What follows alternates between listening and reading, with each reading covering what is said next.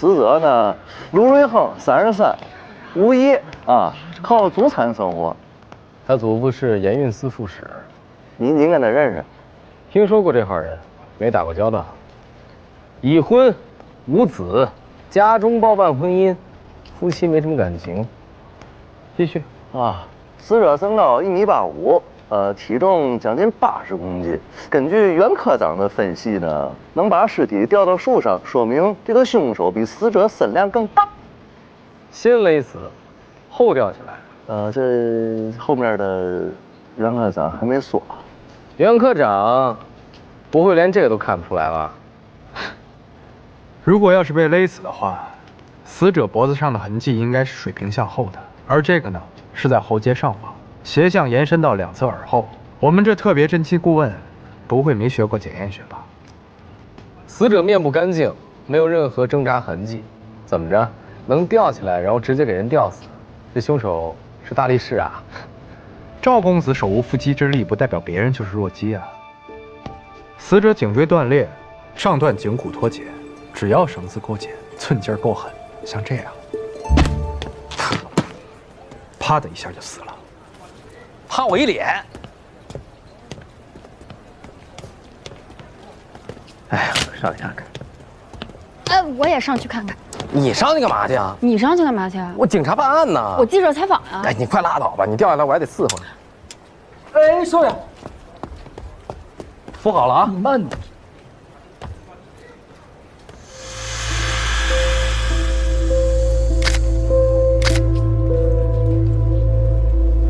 他的体内没有检查出药物成分，虽然生前喝过酒，但是并不多。手臂有擦伤，膝盖有淤血，但这些只是轻微的摔伤痕迹。真正的致命伤在他颈椎，第二椎弓断裂。如果是正常吊死的话，怎么会导致椎弓断裂？那除非是非常大的力量和极快的速度。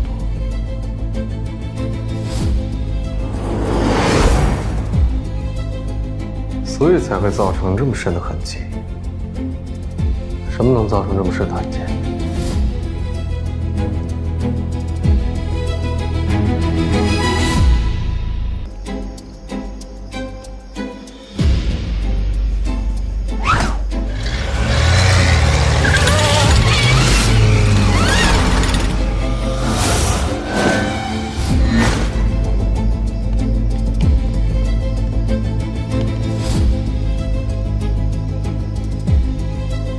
招财，跟他们说一下，你都打听着什么了？少爷让我跑遍了柏树街，我听这家店帮工的大爷说，这夜里快1点的时候，这外头有开汽车的声音，突然嗡的一下就把我吵醒了。我这睡觉不算浅，那声音太大了。还有别的声音吗？别的好像没什么了。这晚上有车经过，这很正常吧？他们说，是发动机的声音。对，一共3个人说半夜听到了这种声响，而且是2次，间隔10几分钟。第一次是凶手用车把尸体拽起来的，第2次是他开车离开。什么发动机这么大声，能把屋里人吵醒啊？这就是问题。凶手开的绝非是福特一类做工优良的轿车，而是噪声大、马力大的小货车。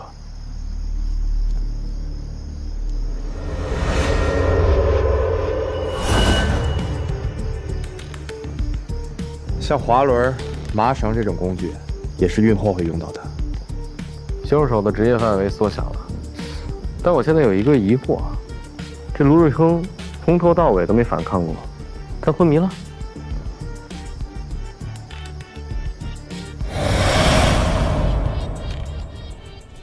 你之前说卢瑞亨死前喝过酒，对，但是那个量不至于喝醉。那老鸨之前说他喝过1瓶壮阳药酒，会不会跟那成分有关？你能验吗？我只能试一试，但是酒精进入人体之后会被吸收，具体还剩多少成分，只能看运气了。去壮阳药店看看。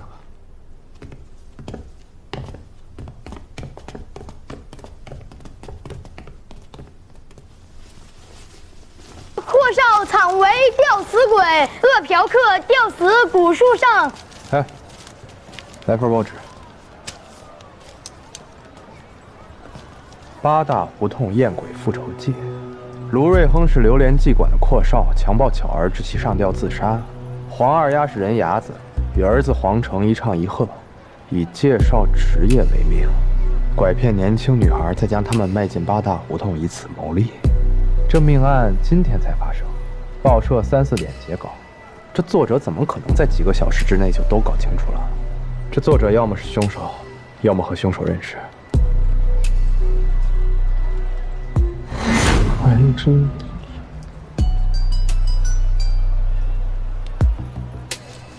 你认识？我不认识啊。又不认识啊？我这回真不认识。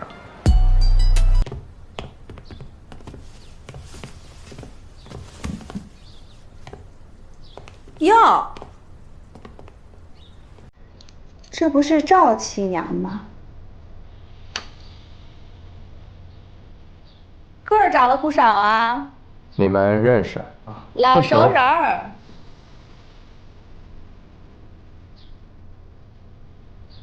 啊，哈，我姐的老朋友，好多年没见了，没想到您风采依旧啊，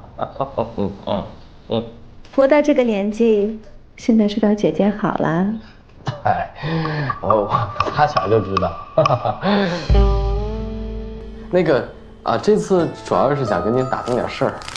这篇报道上写的八大胡同的规矩写特好，你能不能解释解释这素材都哪来的？亲身经历，来北京这几个月，我扮男装，逛过不少小馆。我打算把八大胡同的情况和里边姑娘的生活都写成纪实报道。前几个月我一直收获寥寥，直到昨天，在柏树街，我碰见了一个女孩。大叔，昨天晚上有没有听到什么动静啊？我听着听到汽车声音，后来我就睡着了。您好，请问您是韩记者吗？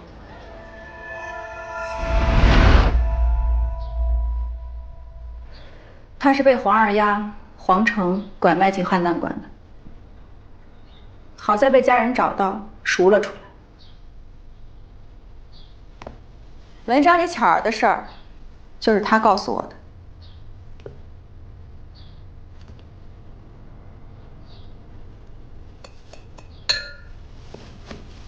拐卖妇女儿童的产业链，知道源头在哪儿吗？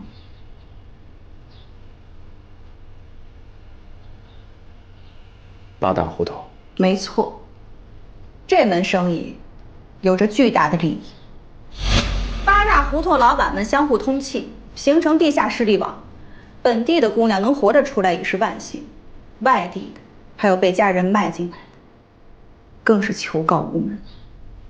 那如果我们突然袭击，觉得没用，他们早就做好了各种紧急预案，即使你抓到人，他们也不会上庭指证。他们的法律手段准备的都非常充分，就算真的是打官司，也未必能赢，而且会被反泼脏水。第3科科长就这么下来的。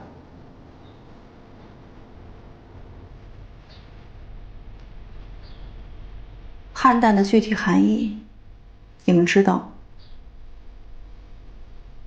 荷花是含苞待放的荷花。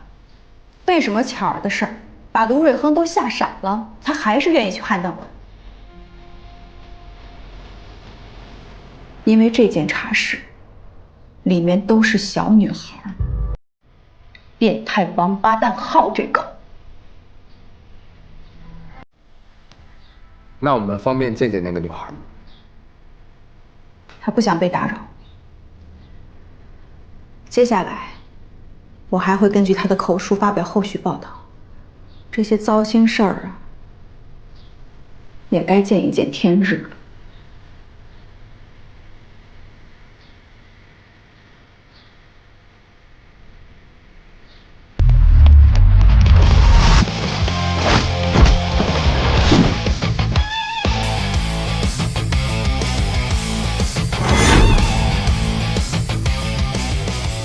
谢青，你怎么会在这儿？这吓我一跳，你们认识啊？啊，一起留过学，武力骑女军官部唯一的华人。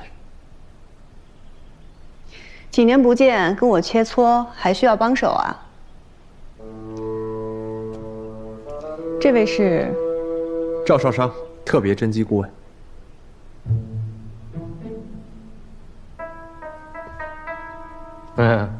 想起我来了。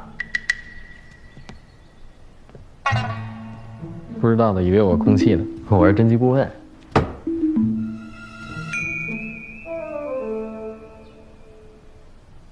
幸会。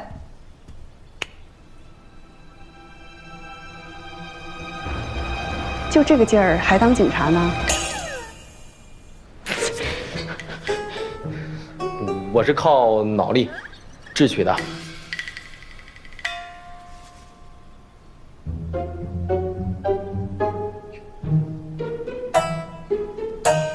太有缘分了，大家赶紧坐吧，来2杯咖啡。是，来，请坐。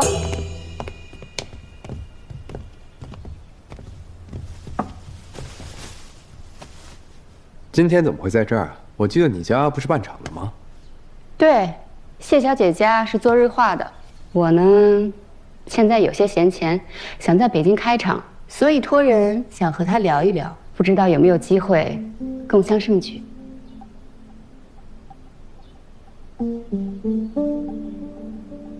这个发油很好用的，只是在北京很难买到。这是刚出的新产品。对，我之前啊在一家女子美发店买到过1盒，我与你说过的。那是我妹妹，她自己跑到北京来玩，去剪了个头发，跟人多聊了2句，把自家产品给推销出去了。盛夏美发店。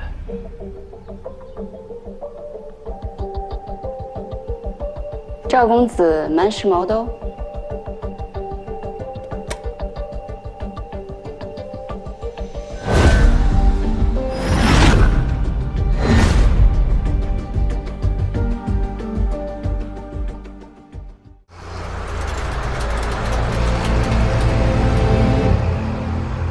我姐那边给我来了一个电话。怎么说？她东北那边的朋友说见过谢福，姐姐妹妹长得很像，只不过妹妹比姐姐要矮一等。你还记不记得我们送谢青的时候，站在门口的那个女孩，跟谢青差不多高。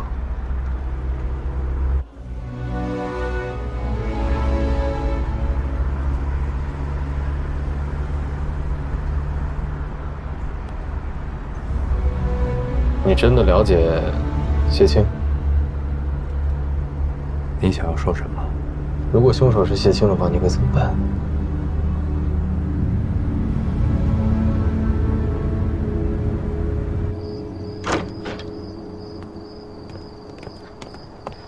姐姐，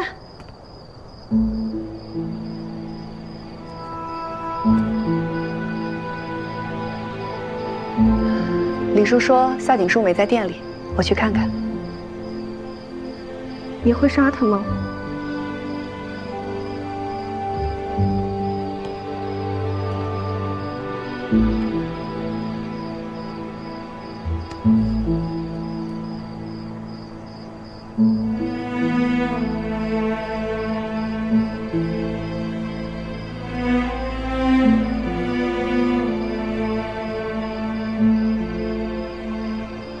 姐姐，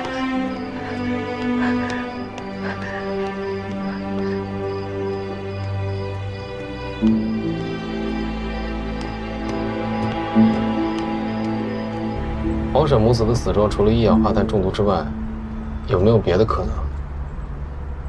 有没有可能是窒息？可卷宗里没记载他们脖子上有勒痕。那有没有可能有那种可以让人窒息，同时又没有痕迹的方法？裸脚，真孝格斗术的必修技。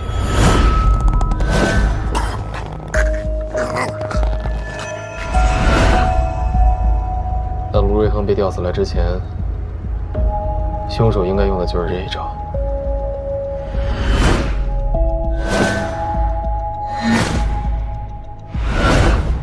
窃室日化厂在北京的分销部有很多货车，也有那些工具。你还记得那些树枝上固定滑轮的磨痕吗？看痕迹是野外喷发件，武力企业战生存课的内容。从那时候，小蛮半夜气走卢瑞亨，到把纸团交到我手里，再引警方发现黄沈母子的死因并非意外，再到小蛮找到韩珍珠写了那篇报道。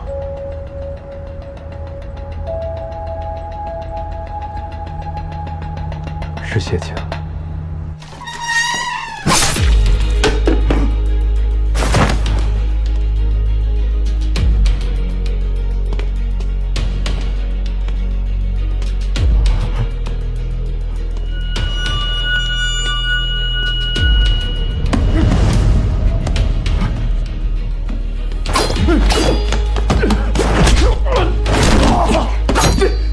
别杀我！别杀我！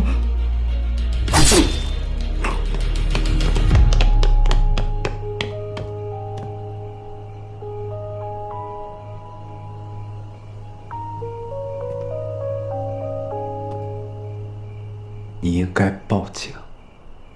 你以为我没有报过警吗？这帮畜生能活到今天，背后都有人。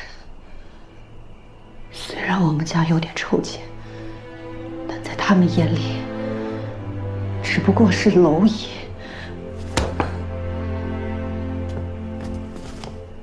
现在你有2个选择，要么杀了他，消灭目击证人，要么自首。我会帮你找好律师，你自己选。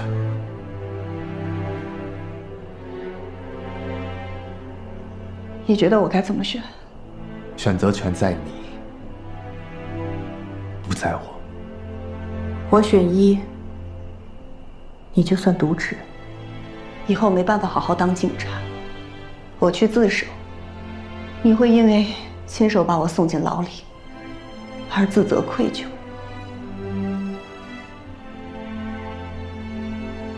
怎么选都不合适。那你想怎么做？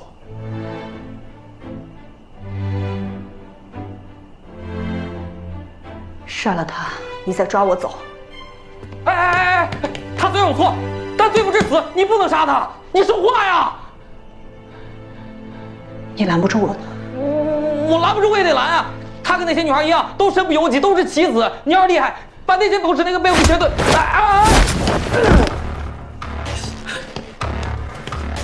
有我在，你别想动他！老胡，你他妈死了！拉着他呀！